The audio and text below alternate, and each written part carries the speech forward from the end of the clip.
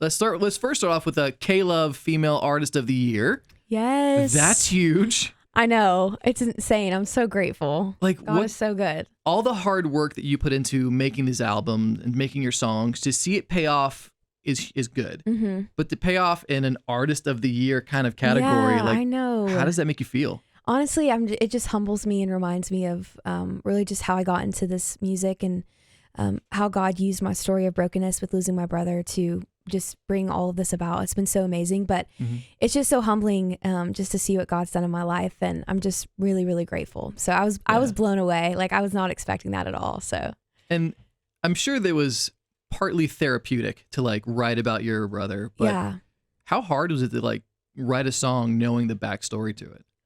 It was really hard. I think more than anything, it's hard to sing it every night and to hear the stories of people. It's really beautiful, but it also kind of opens the wound again of losing my brother. But it's been so amazing to see how so many lives have been transformed, specifically by the song My Jesus, and just to see how people have really just been saved and delivered and healed, and it's just been a gift. So yeah, it's really sweet, and I think it's a bittersweet thing of like, it's hard, but it's also really beautiful to see all what's happened. And now with the book, like audio and the song that's a great 3 minutes to help you. But now the book can take people so much deeper in their walk through tragedy and grief. And is that why you wrote it? Like, what's the heart behind that? So right after My Jesus, the song came out, we started to see just the millions of people reacting to it. And we were, very shocked by it. I did not expect that song to blow up like it did. And so I started to hear the stories after stories of how the song had just impacted lives and healed people, and just taken moms and dads who had lost their children, and really just the song had just kind of made them turn back to God after years. And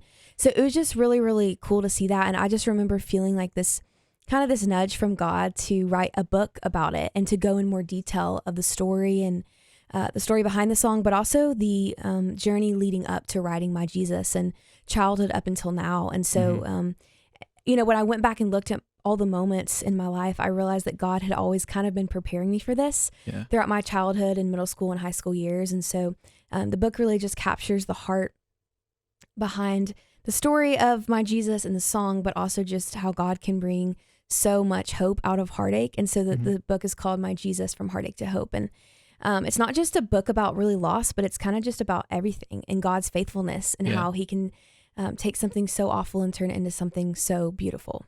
So that part you just said about finding the hope in the heartache, like when someone's in the middle of their tragedy, in the middle of their grief, like what is it that you have seen work in your life? Like how God spoke to you as you were getting through your situation?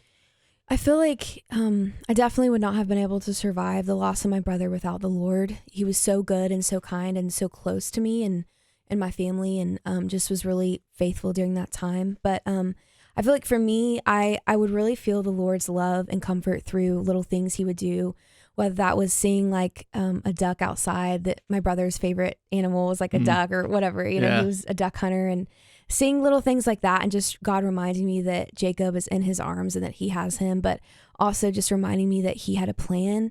And I think that was the biggest thing that got me through every day, is knowing that God was about to do something big in my life through music, and was about to really just transform my life. So but I really feel like for people out there listening, it's so important to seek God day in and day out and to allow him to be your comfort, because it can be super easy to push him away and to turn against him after you go through something tragic. But just remembering to keep him first and to seek after him. Yeah, I know that when I went through the loss of my mother, like that was really hard, because I was in the middle of just a lot of mess. And then that happened. That was like the peak of like, God, like, what are you doing? Because I am ticked right now. Yeah. And on the other side of that, even though I found hope and I saw the sweetness of God, you're never quite the same. Yeah. So like, how are you different following the loss of your brother?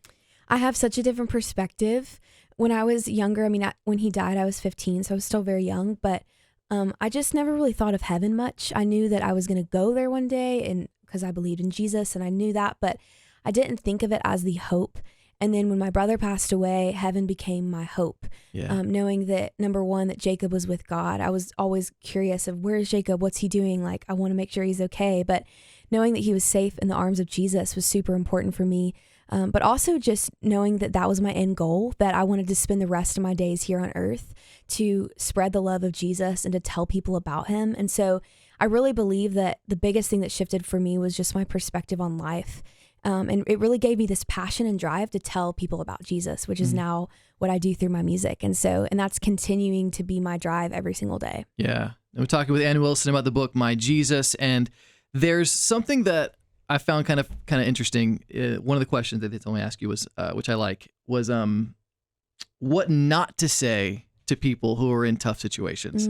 Like, I've got a few in my head that popped up. Things you just don't tell people. Like when they're pregnant, don't ask them like how you eating these days. They know they're eating a lot, okay? But when you're struggling, you're going through it. Like there are things you just shouldn't say to people who are in those situations. What would you say? Honestly, for me, thankfully, I had people that were just very supportive, and I didn't really get offended by a lot of things. But I would say the biggest thing for me was when people would say like, "I understand your pain," but they didn't understand it.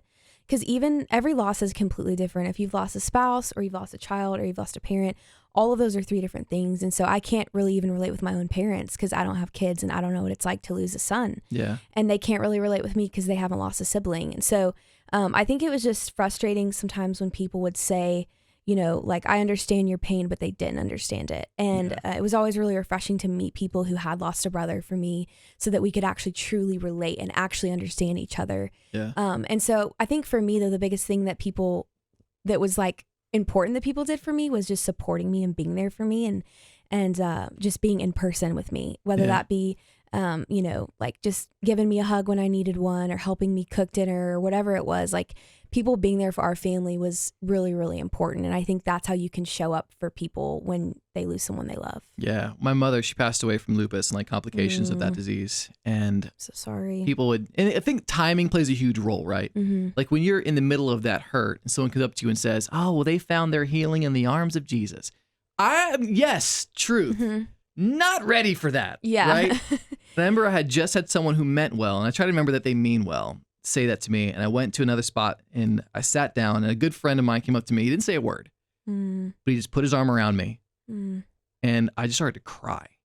Yeah. He didn't have to say anything. Like you said, just support you and be there with you. Yeah. Sometimes those are the deepest things that someone can do for you that affect you on that road to healing. Yeah. Yeah, Cool. definitely. Christmas right around the corner. You're probably already playing Christmas music at home. Yes. Now, you've got a song called The Manger. Yes, I'm super excited about it. Josh Turner, a country artist, featured on this song. Nice. And it's just such a cool story. I didn't know that was my brother's favorite artist until after we had already started working on the song together. And it was just such a cool full circle moment for me and just something that the Lord did. But The Manger just really talks about the night that Jesus was born and the significance of that moment and the beauty of it and how he came into the world in such a humble way. And I'm just really excited about the song, and I just hope it blesses people this Christmas season. That is awesome. Now, I know you work with Matthew West quite a bit. He's helped you a lot here and there. He's amazing. What's something about Matthew West none of us know? Oh, man. I feel like he's so funny. I feel like you probably know that and you've probably seen that. He wrote the quarantine song, so we experienced this a few times. Yes. Yeah. He's so random too. Like, we'll be in the middle of talking and he'll just like, I think he's got ADHD or something because he'll just like turn around and say something so random. And he's just so much energy, and like what you see is what you get with him. Like he's genuinely that fun and that exciting and hilarious. So it's always such a joy to be around him. That is awesome. And you work with Josh Turner on the song The Manger. Is there if you could handpick a country artist to work with, do you have like someone in mind instantly? I would love to work with them. Oh, yes. Gabby Barrett. Oh, yeah. Yeah, I'm a huge fan. I love her music. Or Lainey Wilson, too, is a good one. Yes. She just won a CMA, didn't she? Yes, she did. I saw that. Yeah, she has a really cool story, and her voice is amazing. So, yeah, huge fan of her. Awesome.